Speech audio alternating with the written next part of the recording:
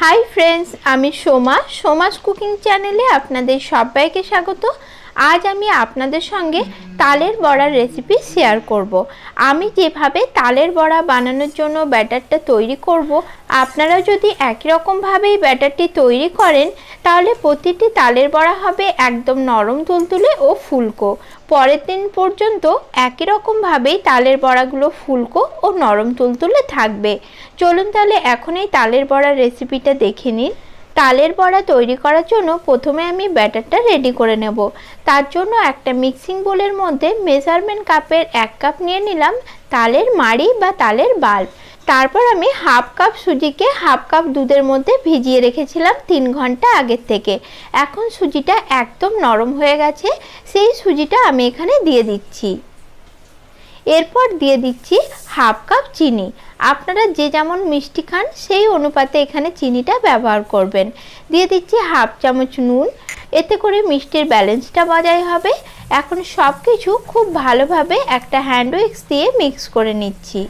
सुजिटा आगे थेके भिजिए रेखे एइभाবে যদি তালের বড়ার ব্যাটারের মধ্যে অ্যাড করে দেন তাহলে দেখবেন তালের বড়াগুলো বাইরে থেকে বেশ মচমচে হবে আর সুজিটা বাইরে গোটা গোটা দানা হয়ে ভেসে উঠবে না, খুব সুন্দরভাবে ব্যাটারের মধ্যে মিশে যাবে।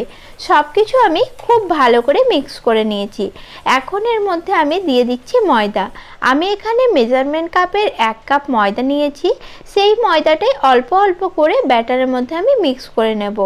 এটা হ্যান্ড উইক্সের সাহায্যে ভালো হচ্ছে না, তাই আমি হাত দিয়ে ভালো করে মিক্স করে নিচ্ছি। আর এরপর কিন্তু আমি কোনো রকম জল বা দুধ এখানে ব্যবহার করব না। আপনাদের ব্যাটারটা তৈরি করে নেওয়ার পর যদি ব্যাটারটি খুব টাইট বলে মনে হয় তাহলে অল্প করে এখানে দুধ ব্যবহার করতে পারেন, কিন্তু আমার ক্ষেত্রে সব কিছুর মেজারমেন্ট একদম সঠিক রয়েছে, তাই এখানে কোনো দুধ বা জল আমার ব্যবহার করার প্রয়োজন নেই। এখন আমি সব কিছু খুব ভালোভাবে এইভাবে হাত দিয়ে মিক্স করে রেডি করে নিচ্ছি। এই ব্যাটারের মধ্যে একটি উপকরণ মেশানো এখনো বাকি রয়েছে, যেটা দিলে তালের বড়াগুলো খুবই ফুলকো আর নরম হবে। দিয়ে দিচ্ছি 1/4 টিস্পুন মতো খাবার সোডা। এই খাবার সোডাটা খুব বেশি পরিমাণে দেবেন না, তাতে করে কিন্তু তালের বড়াটা তেতো হয়ে যেতে পারে আর একদম কড়াই দেওয়ার সঙ্গে সঙ্গে তালের বড়াটা ফেটে যেতে পারে, তাই খুব অল্প পরিমাণে এখানে দিতে হবে।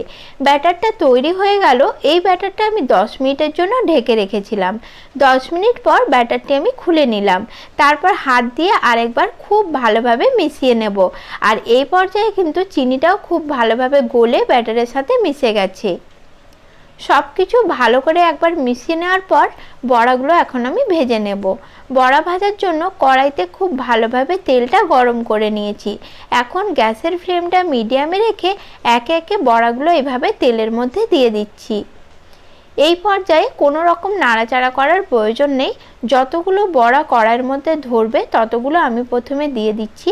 তারপর বড়াগুলো যতক্ষণ না ফুলে তেলের উপরে ভেসে উঠছে ততক্ষণ এই বড়াগুলো টোটালি নাড়াচাড়া করব না। আর কিছুক্ষণ পরেই দেখুন বড়াগুলো খুব সুন্দরভাবে ফুলে তেলের উপরে ভেসে উঠেছে। এখন আমি একটা ছান্তার সাহায্যে আস্তে আস্তে বড়াগুলো উল্টে নিচ্ছি। উল্টে পাল্টে বড়ার সব দিকটাই লালচে করে ভেজে নেব। আশা করি দেখে আপনারা বুঝতে পারছেন যে বড়াগুলো কতটা ফুলকো আর নরম হয়েছে।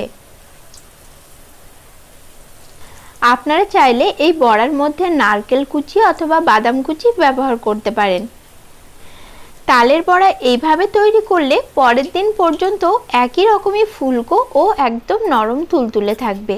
বড়াগুলো আমি সুন্দর লালচে করে ভেজে নিয়েছি দেখুন। এখন এই বড়াগুলো আমি তেল ঝরিয়ে কড়ার থেকে তুলে নেব। একই রকমভাবে বাকি যেটুকু ব্যাটার রয়েছে সেটা দিয়েও আমি তালের বড়াগুলো ভেজে নিচ্ছি। আপনারা এইভাবে বাড়িতে তালের বড়া তৈরি করলে আমাকে কমেন্টে অবশ্যই জানাবেন আপনাদের তালের বড়াগুলো কেমন তৈরি হয়েছে। দেখুন প্রতিটা তালের বড়ায় কি সুন্দর ফুলকো তৈরি হয়েছে। এইভাবে সবকটা তালের বড়াই আমার ভাজা হয়ে গেছে। আজকের মতো নমস্কার বন্ধুরা, সকলেই ভালো থাকবেন।